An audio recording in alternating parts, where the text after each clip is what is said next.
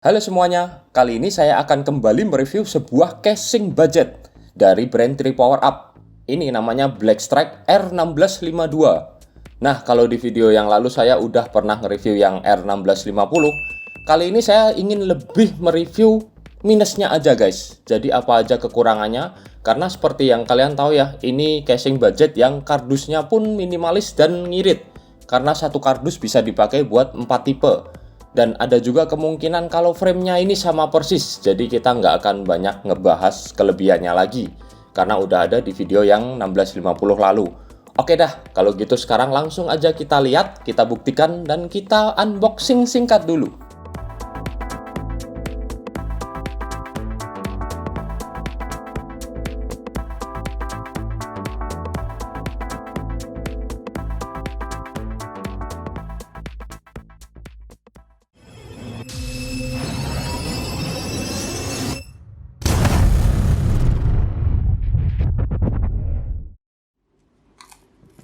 Saat mau lepas lapisan plastik di kaca depannya, ini plastiknya nyangkut di baut guys. Bikin repot karena harus dicopot dulu bautnya. Kemudian kaca depan ini juga gampang ngebekas jari, jadinya gampang kelihatan kotor. Bisa dilap sih, tapi ngerepotin.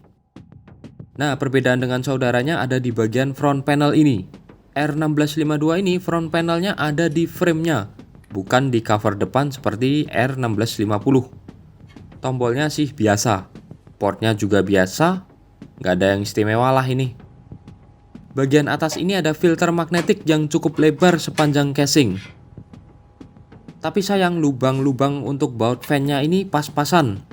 Nggak bisa digeser-geser ya, udah ada titik-titiknya. 12 cm x 2 yang mepet depan belakang. Sekarang kita copot dulu side window-nya ini.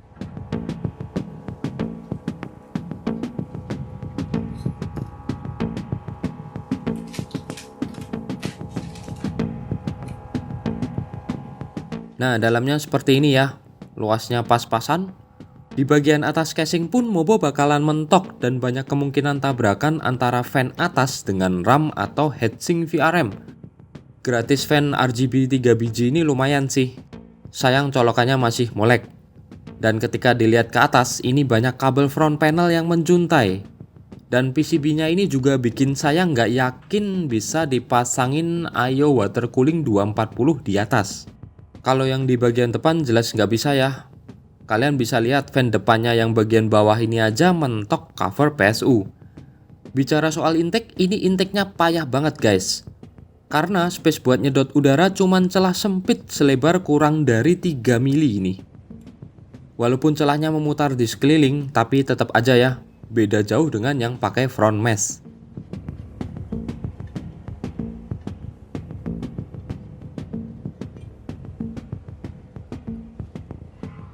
Di dalamnya pun lubang untuk baut fan kurang dinamis. Hanya ada di titik-titik tertentu, jadi agak susah kalau mau digeser-geser dan pakai config 2 fan aja di tengah.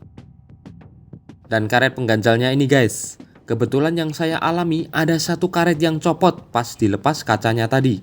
Untung nggak hilang. Jadi info aja nih, kalau karetnya lumayan gampang copot.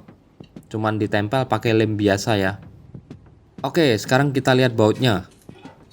Ini dapat baut setnya warna chrome silver ya. Harusnya kan warna hitam supaya match dengan casing. Padahal ada dua baut bawaan di slot PCIe yang warnanya hitam.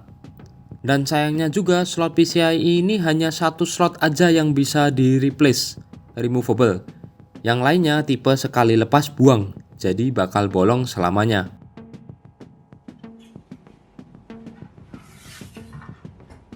Permasalahan lainnya adalah sempitnya kabel manajemen di casing ini yang hanya mengandalkan gundukan di cover sampingnya.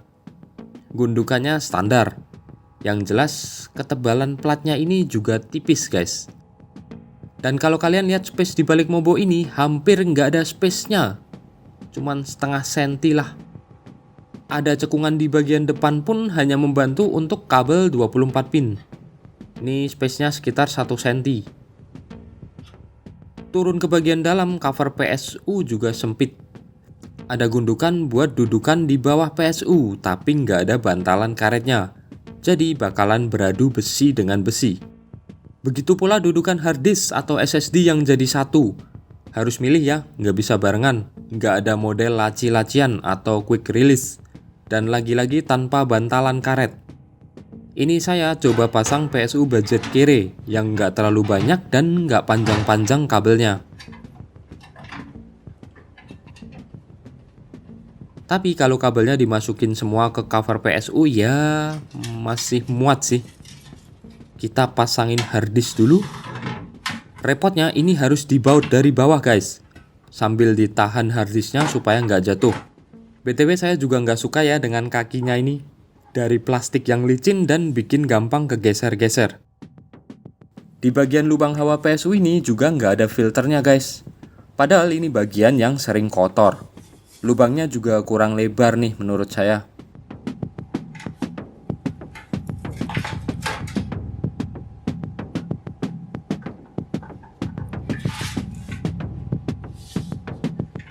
Dan untuk SSD bisa dipasang di plafon cover PSU. Ini juga bisa untuk hard disk 3,5 inci ya. Sayang lagi-lagi ngebautnya ini cukup repot. SSD harus ditahan pakai tangan satunya dari belakang, dan kita pasin bautnya ke lubangnya dari bagian depan. Ditambah lagi ini obeng saya yang sebenarnya panjangnya standar sih, tapi mentok atas casing jadi agak mempersulit. Kalian mending pakai obeng yang pendek kalau ada. Oh ya, dudukan SSD ada satu lagi yang bisa kalian pasang di sini guys. Selipin di sebelah fan dan di bautnya dari belakang. Ini juga agak rempong. Jadi storage-nya cuma bisa 3 ya. 2 kali 3,5 in dan 1 kali 2,5 in. Nah, ini kabel udah saya posisikan di tempatnya masing-masing, dan sisanya masih harus saya masukkan ke space yang sesak ini, yang kemungkinan bisa nyangkut fan depan juga. Untuk bagian atas cover PSU ini ada lubang hawa, tapi nggak bisa dipasangi fan ya guys. Lagian percuma juga karena jarak antara PSU dengan plafon cover ini udah terlalu mepet. Untuk memasang Mobo ini pun agak susah karena kendala kabel CPU power yang di atas harus dicepit di belakang Mobo. Jadi kalau Mobo udah kepasang, nggak bisa ditarik ke belakang lagi ya kabel CPU powernya. Begitu pula dengan kabel fan belakang atau atas. Kalau kalian pakai Molex dan mau rapi, juga harus dicepit di balik Mobo ini dulu lewat lubang yang sama. Mobo udah terpasang dan kalian bisa lihat jarak antara slot RAM dengan fan atas. Nggak nyampe 3,5 cm ya. Ini kalau heatsink RAM-nya tinggi dijamin nabrak guys. Untuk ketinggian cooler tower yang bisa kalian pasang di sini sih lumayan. Ada sekitar 15,5 cm. Jadi masih bisa dipasang beberapa cooler tower budget dengan fan 12 cm. Oke, ini saya coba pasang fan standar, bukan yang slim, karena kalau slim kan mahal.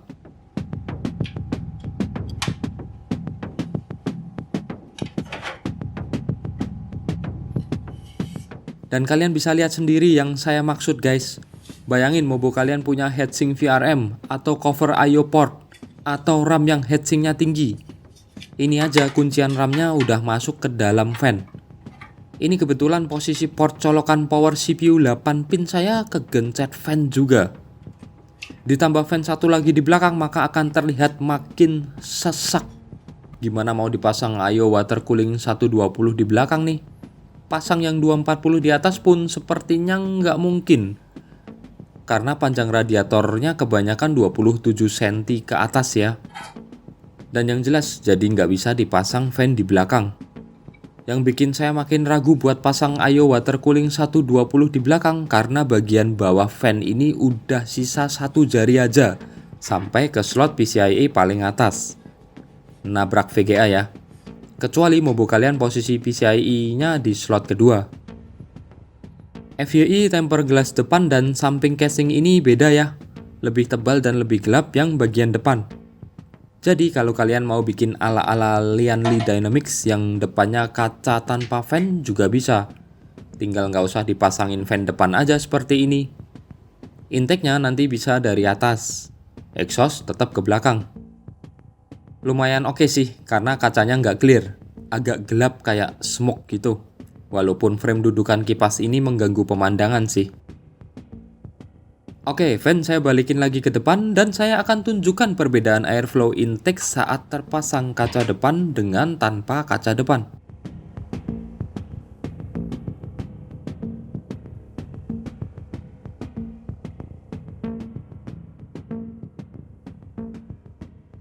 Kesimpulannya airflow intake casing ini jelek.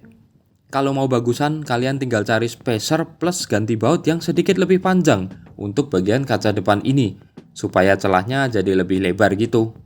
Tapi jelas repot. Jadi mungkin gitu aja ya. Untuk trip power up, seller maupun pihak lainnya, saya bukan bermaksud menjelek-jelekan casing ini. Tapi saya hanya bicara apa adanya, karena semua barang pasti punya minus kan? Apalagi dengan harga terjangkau seperti casing yang satu ini. Akhir kata, makasih udah nonton.